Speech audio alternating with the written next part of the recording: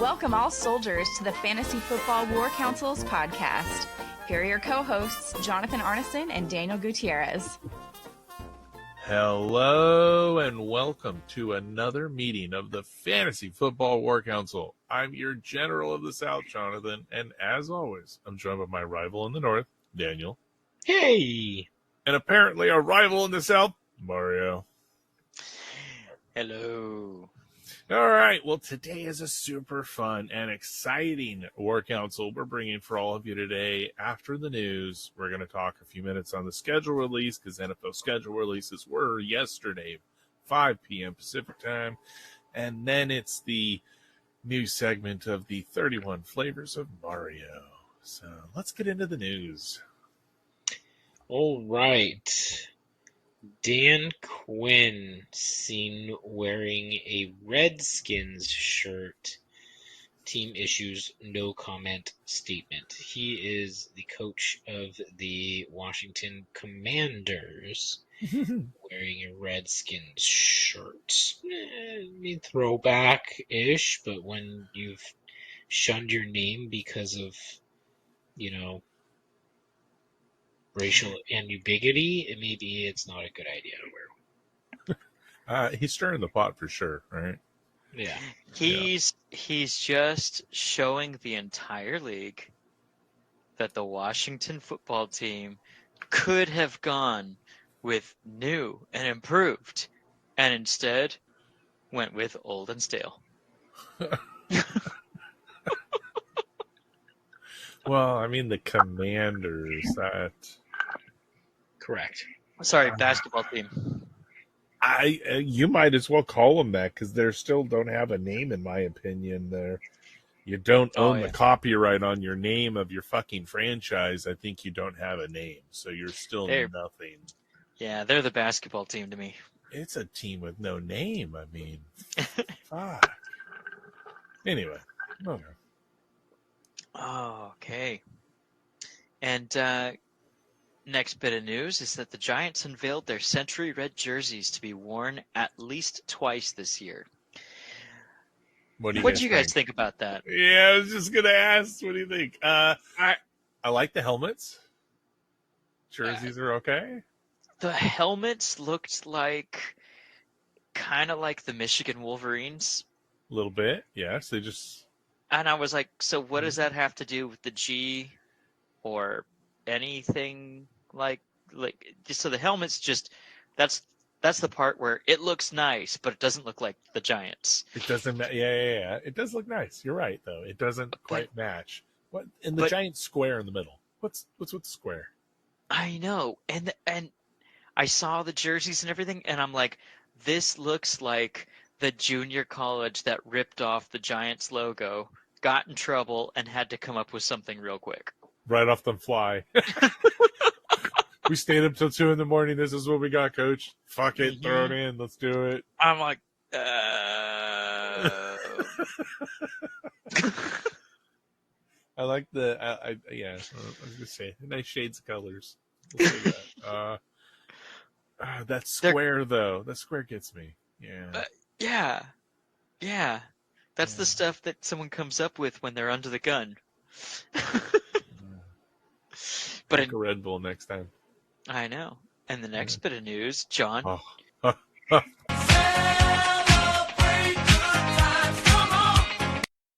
Yeah. Everybody, we should party. Yeah, everybody, let's start to celebrate. Antoine Winfield Jr. agrees to a 4-year extension worth up to $84.1 million and is guaranteed $45 million. Let me tell you, that's not enough to the best safety in the league, but we'll take it. Yeah, good for him, man. Absolutely. That's super exciting. We're just locking up the key members that we need and doing the right things. Thank you. Yep. That's all I need to say. Love that they paid the man. Mm-hmm.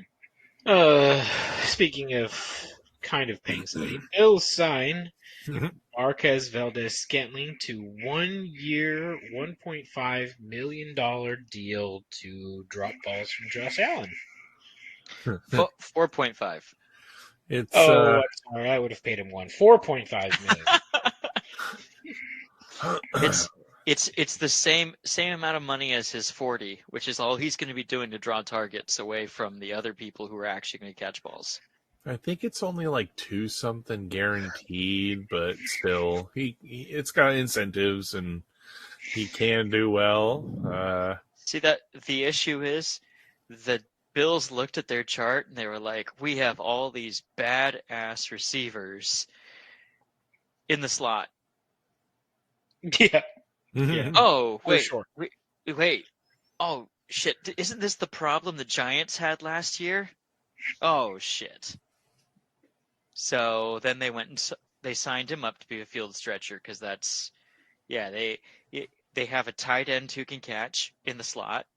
Curtis Samuel, they just signed over in the slot. Khalil Shakir was the best slot receiver out of everyone in the NFL last year. Great. Yeah. Good job. The Bills certainly are filling the slot, apparently. Oh, Yeah. and then they have a They're running back, filling Cook, something. who can catch balls in the slot. Mm. And Yeah. Josh Allen throws too hard for that to make it be efficient. So Yeah. we'll see balls bouncing off guys' faces. Buffalo's going to be a really good team next year.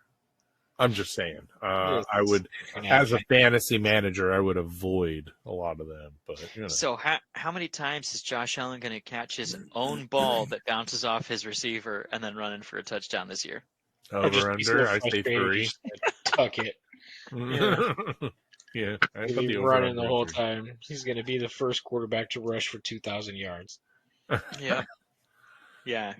The best running back on his team, best receiver on his team, best quarterback on his team. And he's like, now I have to be the GM too? Thanks, guys. What are the over-under of Josh Allen catching more touchdowns than any of his receivers? I know. I would love to see that. That would be very impressive, Interesting. right? Yeah, that would be. And speaking of killer slots, TJ Hawkinson. The Vikings have missed him. Good for Addison to get some more experience out there, but unfortunately, TJ has no timetable to return back from his knee injury. So yeah, bad this news. this is going to be a break-in year for the Vikings as they go through their mini rebuild. Yeah, it's going to be a rough year for a few Mini teams. nothing. Mini nothing. Full Move on tear to down. a good team. The Detroit Lions have inked an extension with Jared Goff worth up to $212 million. That was that puts him at $54 million a year. At the second highest quarterback at this moment. I will put in because that'll change in the next week or so. Yeah, that's what they were saying. It's like They can told extend you what they 30? said with Amon-Ra St. Brown when he got his big payday. And they were like, how do you feel now you're the highest paid receiver? He's like, well, right now. Yeah. He's like, man, Jefferson, Jamar Chase, those guys, they're going to get paid. He's like, my number's a stepping stone, but it's cool.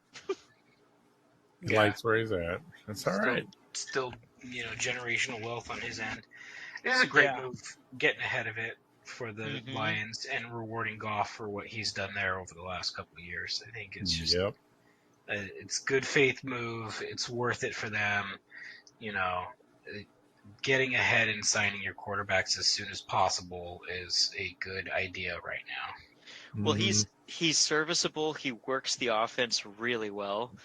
And if you look, there are still 3 teams that are super needy, at least in the NFL. And he could find a contract elsewhere if he had to, and they'd be willing to pay him if they weren't. So getting ahead of it's smart.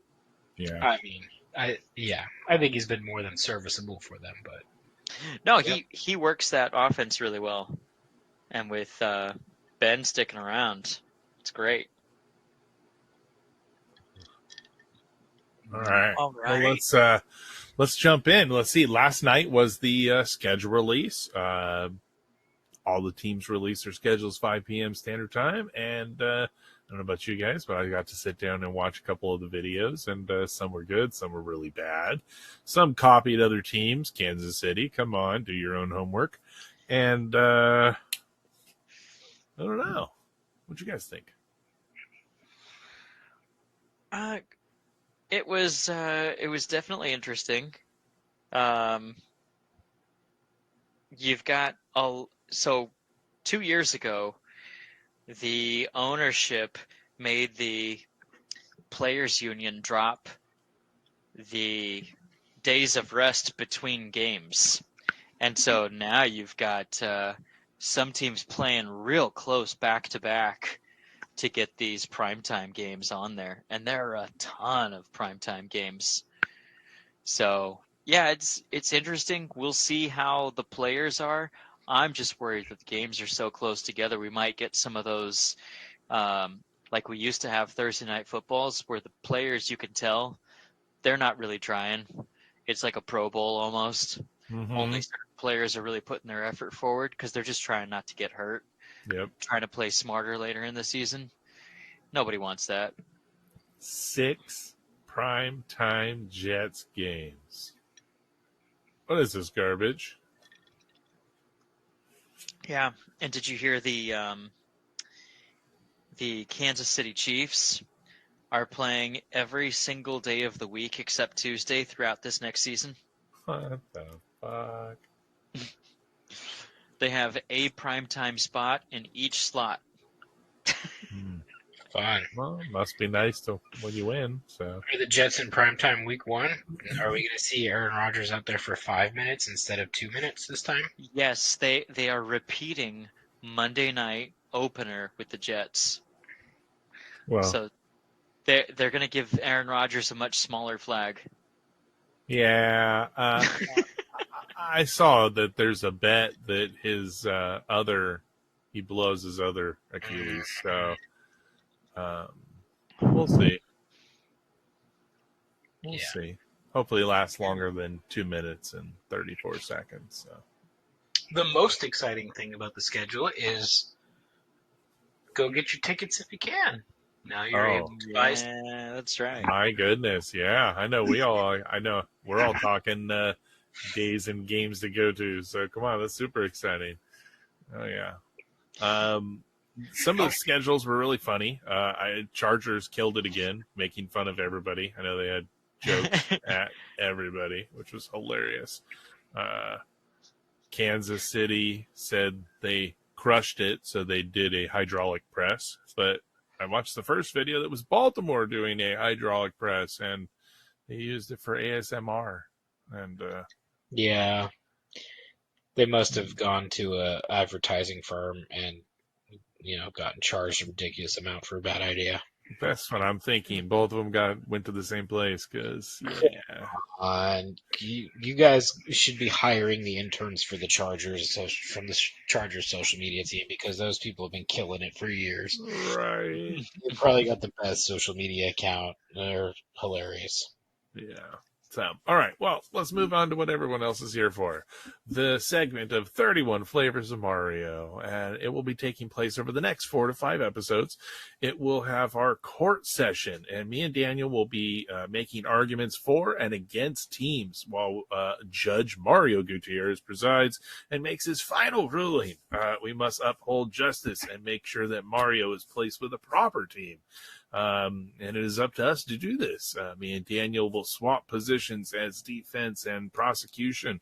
So to make it fair, we don't have to always be on the same side, but we have to always build for a good fight. And Mario will make sure his judgment and share it with us as we move along, as we go through the teams and see what he has selected. So let's go on with this. And without further ado, I introduce Judge Mario Gutierrez. Your Honor, welcome. Court is in session. Yes, the Honorable Judge Gutierrez is presiding. Welcome today. Welcome. Now, just as a caveat before we get started, I would like to try to change the title from 31 Flavors of Mario, because that's kind of gross, to 31 flavors for Mario, if possible. Sure thing. It was him that named it. So My milkshake brings all the Of boys to you. course, he's the one that named it. yeah, it's pretty fine by me. I'll pass His it. brother's So, over here not wanting to taste any of that. yeah. All right. Well, court is in session. Court is in session.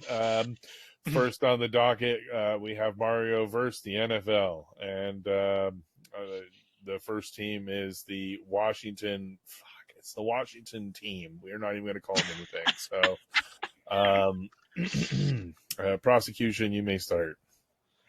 Okay, so reasons for Mario not to be a fan of this Washington football team would be just look at their last 40 years of history. Total, complete shit. I mean, they had the Hogs in the 70s and the 80s, which were their, glory years per se, but man, it's just been brutal. Ever since, Joe Theismann's leg snapped like a toothpick, they've had the Theismann curse there in Washington.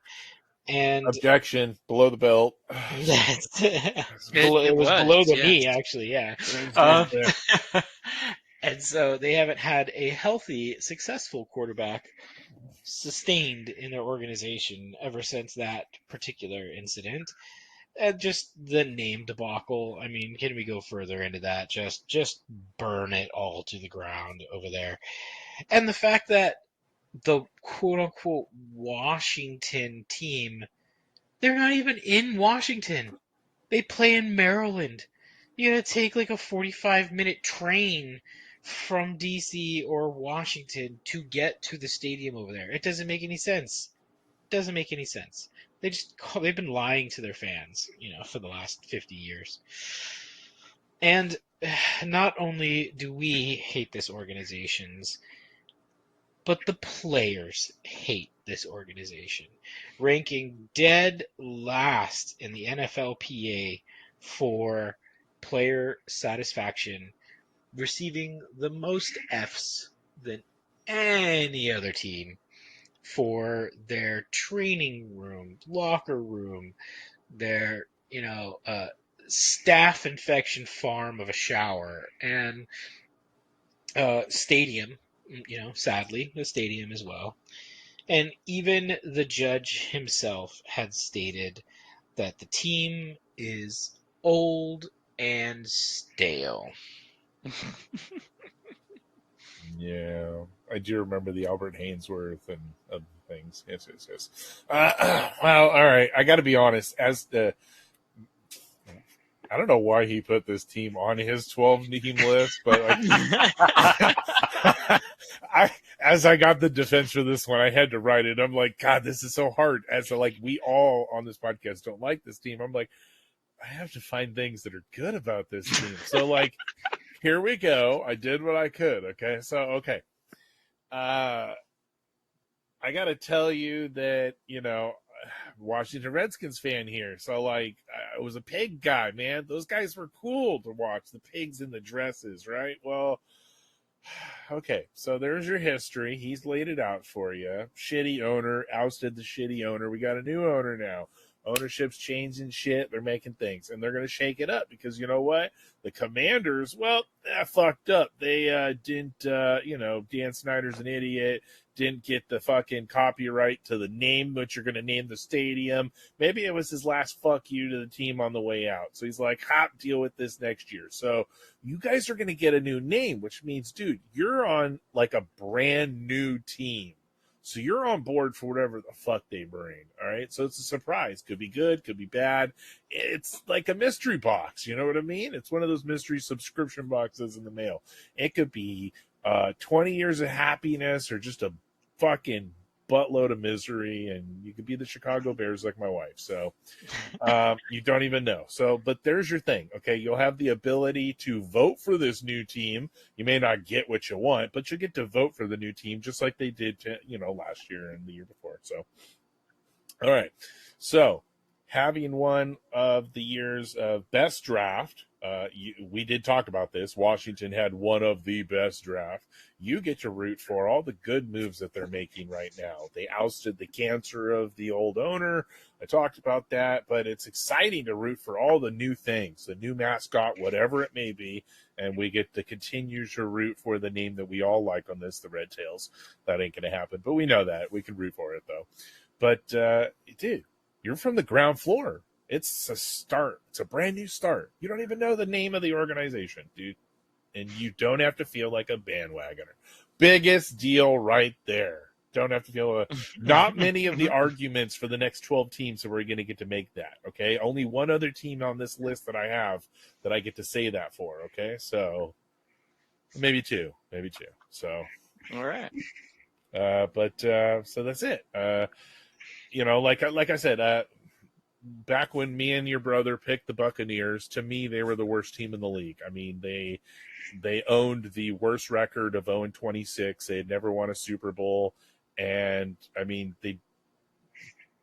I loved the orange, but people hated the fucking orange. Okay, they were those ugly orange jerseys, and we picked them, right? So like you could do the same. You could pick this ugly franchise that can turn into go from the ugly duckling to the beautiful goose, right? So check it out. And that's all I could do. I can't do any more nice things for that organization. So Yeah, that argument just helped me. So persecution rests. whatever, dude. He put the fucking name on the list. I had to roll with it. So next up, you can make your judgment as you're later. Comments? Mario, any comments? Yeah, I didn't know how we were going to do this. I didn't know if we were going to get like at the moment like reactions from him, or he's going to write them down and tell us at the end. I didn't know. So. Oh yeah. We'll wait to the end. Okay. Yeah, Okay. I didn't know. Okay. All right. We'll stare at him as he's just looking at us. He's from the bench. All right. Well, Your Honor, your next team is the Minnesota Vikings, and as prosecution, the Minnesota Vikings. So where do I start? The fans, the fucking worst fans you'll ever meet are the Minnesota Vikings fans. They never want to talk about this team, and when they do, it's never anything resembling excitement. And if you get excited about this team, they sit you down on their knee, they pat you on the head, and smugly pass along their tired fatalism that you like fucking wisdom. Okay, I'm sorry. I'm so excited. This is like they're doing you a fucking favor by taking a shit in your lunch, okay? This team has won plenty over the decades and employed some of the dopest players to ever play the game. And I'm, fucking Randy Moss. They've had some good shit over the years, okay? And we've got to see it. I mean, I know as a Buccaneer fan, they kicked the Buccaneers out of fucking playoff over, when I was in high school. So, but anyway, back to do these fans appreciate any of it? No, because all they want to do is piss and moan. And they see more ghosts than Sam Darnold. There is nothing to be more excited about as a fan. So the best player they have on their team wants out, Justin Jefferson. Kirk Cousins left you with Sam Darnold and a rookie who is not yet ready for field. I know you like J.J. McCarthy. Don't get me wrong, but he's not ready, dude. And you're going to throw him into the fire and he's going to die, dead. D-E-D, dead. All right. And at this point, McCarthy will either show you something that'll really excite you, or he's going to shit the bed like most Minnesota does. So, Minnesota's going to race Tennessee for the top pick in the draft this year. So all I can say is purple is a fucking awesome color. That's one of my arguments, actually. Okay, well, I'll help you out with that one because purple is an awesome color. But beyond that fucking team sucks. All right. And the defense. Here we go. He mentioned a little bit. Very rich team history of Hall of Fame players drafted to the team. Randy Moss, Adrian Peterson, Jared Child, by the way. to name a few. If you're a parent, you all know the feeling. Yeah. Whether you act on it is a different story. Yes. A beautiful new stadium with some awesome Great White North traditions like sausages and the skull chant to begin the games with the drum is pretty epic. I love that myself. I like watching it. I would get jazzed just being at a game and watching that. So that is pretty cool.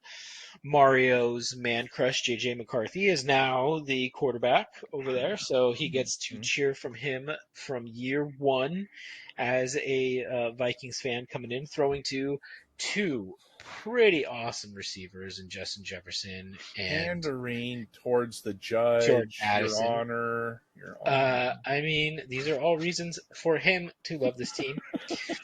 Um, I have to object somewhere, all right? I mean, come on. Semi-solid, team. Overruled. Thank you. Current coaching staff is pretty epic. They've been doing a fantastic job that's there, moving through new players, developing new things, and kicking ass on defense and offense via scheme, which is great for the players. The fans are always sad. Let's just face it. They're always sad. But they are very loyal for their team, and that is something that is commendable, even though they do pat you on the head and say, you can be so successful but never win a Super Bowl. But, that's part of, being a Vikings fan. You know that you're going to be really good and playoff bound or in the fight every year. Don't forget they get a shit in your cereal. Whatever happens after that is a different story. But one year they will make it.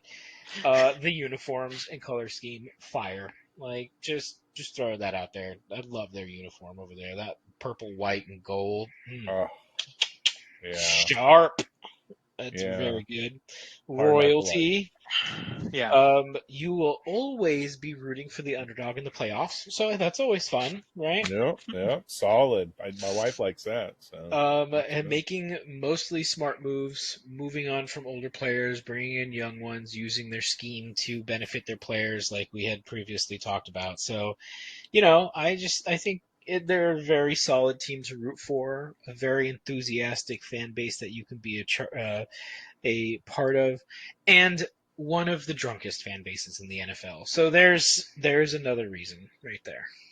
Oh yeah. So funny story. When I was a kid, this was actually one of the first jerseys my mom bought me, was because my dad's Scandinavian, so I have heritage as a Viking, and she tried to get me to be a Vikings fan. So I do have a Chris Carter jersey in my closet that sits over in the corner, untouched. Very, very, very rarely. I've only worn it like once or twice, but I'm like, I like the Vikings. Don't get me wrong. They're awesome colors, great heritage. I love some of the players they've had over the years. Mario, the uniform is fire. Yeah. Yeah. Damn it, Daniel. Right. Damn it, Daniel. Good job, man. Solid. Yeah, I don't know. Solid. All right. All right. And on to our next contestant. Yes. Daniel, the prosecution shall stand up for the third team is the Los Angeles Rams. Objection. I would like to address the team name. They are the Los Angeles Lambs. Thank you very much. We can. They are known as a finesse team, which means, let's face it, fucking soft, right? They're soft. They're a soft team in a physical sport. It's just, and this adds to it the loss of Aaron Donald. Now, they are the target of all of those ED commercials. Let's just face it. They have nothing. Objection, Your Honor, again, below the belt. They are the reason why Viagra was invented. They are that soft. I mean, damn. God, that's hard. They did 2 cities dirty. They left LA and they moved to freaking St. Louis. Gathered fans and loyalty, and then just asked them if they wanted a drink, told them to close their eyes, and pissed in their mouths as they moved back to LA. What a dick move. Barf. They left St. Louis high and dry and came back to LA where people really didn't even want them. The LA people wanted the Raiders more than they wanted the Rams back here. But, LA Speak for faithful yourself. are just, happy to have football, but that's just, fucked. You leave a loyal fan base like that and move across the country. It's Yeah, just I horrible. gotta say, objection, Your Honor. Nobody wanted the fucking Raiders here. Yeah. Sorry. Okay, moving on. I mean, go to any Raiders game in LA and you'll know the difference there. Tailgating rules at the stadium. There's blockades of a particular area where they like cage the animals that want to try to Lot purple. tailgate. Yep, lot And purple. We know. like, man, the fans at the stadium are so shitty that they have ruined it for everyone else that are going to be there. And the tailgating, every game there's fights. Dudes have been thrown off causeways after the game. Luckily, they landed in a lake, but one of them didn't and broke a leg. They've had to up security because of the Rams fans at the games. They've had to restrict alcohol at Rams games because of the fans. I mean, it's just shitty. Let's just face it. All right. Well, You want to be one of those? Be a dick just like the team was to the cities? Ram it in there. Ray, keep ramming it in there, buddy. Just keep ramming it in. All right. All right, Are you done? Defense after that one. Wow. Are you done? All right. Defense stands. All right. The Los Angeles Rams, and I'll say that again. Los Angeles, the city you live in, my friend. Yes, your hometown. It's exciting to watch. Les Snead and Sean McVay, who are a super exciting combo of GM and coach to do things. And they have done, a lot in a short time. They've brought a Super Bowl home to your hometown. Yeah, that's right. Your hometown. That means where you live, where your team is, and how rare is that nowadays that people are a fan of their hometown team? It's not really a thing. Like, come on, you're They on are a in Los podcast. Angeles because they left. Right here, you're in a podcast with your own brother, who we are fans. Our team is 3,000 miles away from us right now. I can tell you that. So I got to plan a fucking trip to go see my team. So anyway, Matthew Stafford and his weapons are super fun to watch. Puka Nakua, Cooper Kupp. And that's such an amazing wide receiver core. You get Kyron Williams, who is a hot-looking running back. And in that McVay system, he's at McVay system. I'm just saying, dude, McVay system. And he's backed up by Blake Corum. Fun, hot. Okay, now, Stetson Bennett. Enough said? Okay. Okay, but seriously, it's Los Angeles. So, it's your hometown and you get to follow your own team. I know that they've lost Aaron Donald, but hey, look, it's super fun. It's a powerhouse in the NFC West. Nothing like watching camaraderie of a hometown when you're at the game. You put on a jersey and fucking, dude, the fans swarm. You have fun. Tailgating, when you're wearing that jersey, you're in your element. I mean, personally, I can't wait to do the same for the Chargers because it's gonna be super fun. Anyway, home games. Oh, please. Okay, so with this, I rest my case. I mean, before I rest my case, I have to go back to the fights. Fights. As a people watcher, man, fights are fucking fun to watch. Just take 2 steps back, make sure you're not in it, and fucking shout and cheer, dude. And hey, I'm not a drinker, so I don't care if they fucking limit alcohol at the games. That's all cool. So, whose house? Rams house. Okay. All right, I'm done. All right. Thank you for presenting both sides. Next contestant. Ah, yes. All right. Our fourth and final team for the evening is the Tennessee Titans. Prosecution. I'm sorry. I will, sir. Let me tell you why you are not going to pick the Tennessee Titans. They have become the new 500 team. I'd like to say, I can't use the Mike Vrabel joke because he's not there anymore. But Mike Vrabel is the new Jeff Fisher.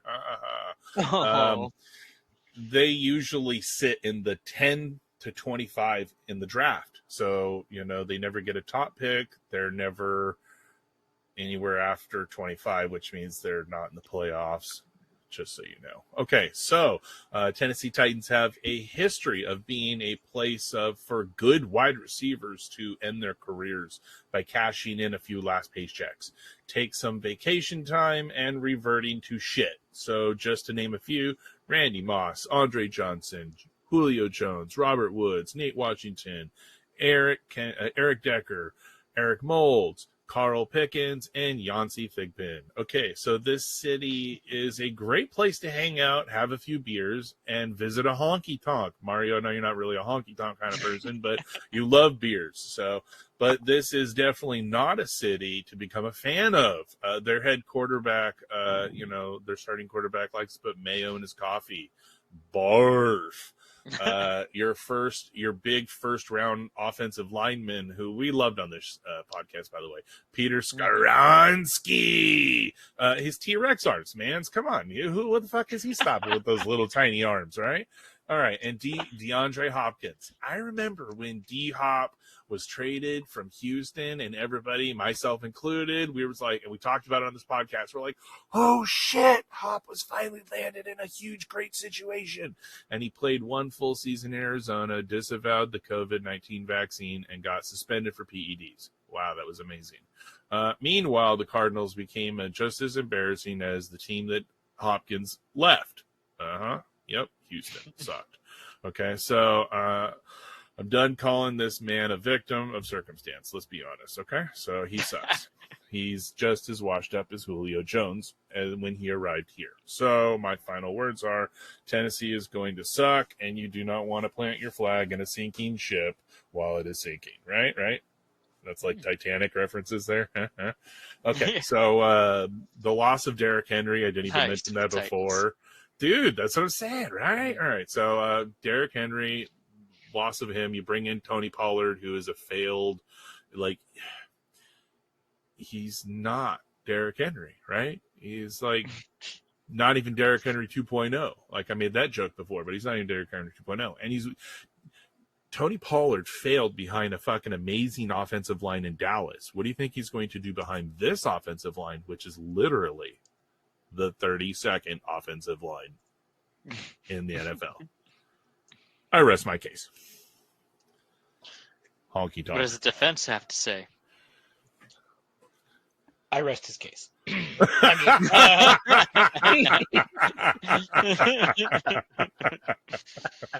Oh man. Oh, I like that. You type in Eddie George. Hey, that's the fucking. I mean, that is Eddie George. The bright shining light of the Tennessee's franchise is Eddie George. If you've not seen Eddie George play, please go to YouTube, look it up.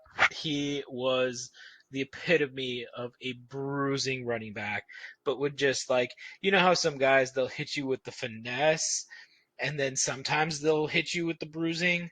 No. He was a bruiser, and then he'd hit the finesse, and people go, what just happened? And it was beautiful to watch. The team, Mario, you are a fan of the way that teams build and the way that they structure.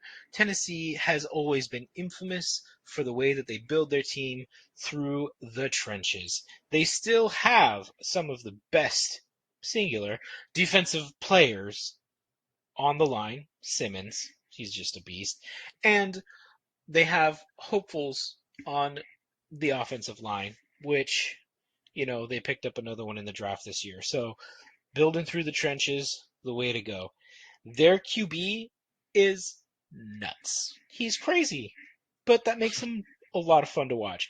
Drink as much mayo as you want if you're catching your own passes and still taking out a safety on the way. I mean, so much fun to watch. That was hilarious. Levitt, fun young talent. Crazy. Team loves him. Fans love him. Fans a little crazy too. But, it's all good. Again, with the uniforms, color scheme, mascot, all of those things, beautiful color scheme. You got to hand it to them. It's fantastic. The logo, nice logo with the sword for Titans, pretty cool. New coaching staff. Hey, don't know where that's going to go. That could be interesting and intriguing to be able to see. As steady ownership, unlike other teams on this list. At least they've been a steady, good ownership since the team's inception. Fun stadium tied to Tennessee's rich musical history, the honky tonk inside that stadium. Still play on grass. That's a plus, right? You're much less likely to see your favorite players going down with very strange injuries, like MetLife Stadium or anything like that. So that's good. So team is, player safety forward. That's great. They've been to a Super Bowl, so that's better than, again, some of the teams on this list. They came up short against the Lambs, but hey, they've been there. And again, circle back around. Eddie George, he was a monster. He's the reason why they went to the Super Bowl. Hall of Fame running back, one of their first franchise picks when they're a quote-unquote expansion team in 1996. So they used to be the Houston Oilers. Rich history for the Houston Oilers. But we are talking about the Tennessee Titans. And I was racking my brain, and that's all I could come up with. Sir, I must redirect. Your Honor, I gotta redirect. That team sucks. You just don't do it, sir. Don't do it, sir. Overruled. Watching Will Levis be an insane madman is honestly probably the best thing going for them currently, and I know I will be tuning in to watch that. Yep, I'm gonna watch it, but if I'm not a fan of Tennessee, I can watch it and not be nervous he'll get hurt. Hey, there you go. I think that's part of the lure to watch it, though. To see what kind of funky, weird new injury he's going to get this week. What leg is that? What way is that leg going to go? Yeah, or which what finger's injury going he's to come going to give to to the pass, safety. or that too. Yeah, what's going to dole out? Are you going to hear the bones of that linebacker crack when he lands on him? I don't know. I heard he's already bigger than he was last year. Yeah. All right. Well, there's our 4 teams for tonight. Tune in for our next episode for the next 4 teams and the continuation. Do we have any closing thoughts for the evening? I don't know. Mario's thoughts, right? Or is it at the end? I think I'm going to have to make some notes on these and then come back at the very end show, and we'll go through a... Okay. That was my thought. I didn't want to rush. Panel. He's got to, because he's got to hear all the teams before he makes his judgment. So I figure we're laying it all out for him, and then he'll come back with the final episode with a recap of what he liked and disliked from all of our teams, right? I think so. That was my thought. So I say stay tuned for the next 4 teams, and we'll bring our best to this courtroom, and we'll see what we can do when we come back at it. So thanks again for marching with us, and as always, stay vigilant, soldiers. And the jury. Skull! Skull! Skull! Skull! Skull!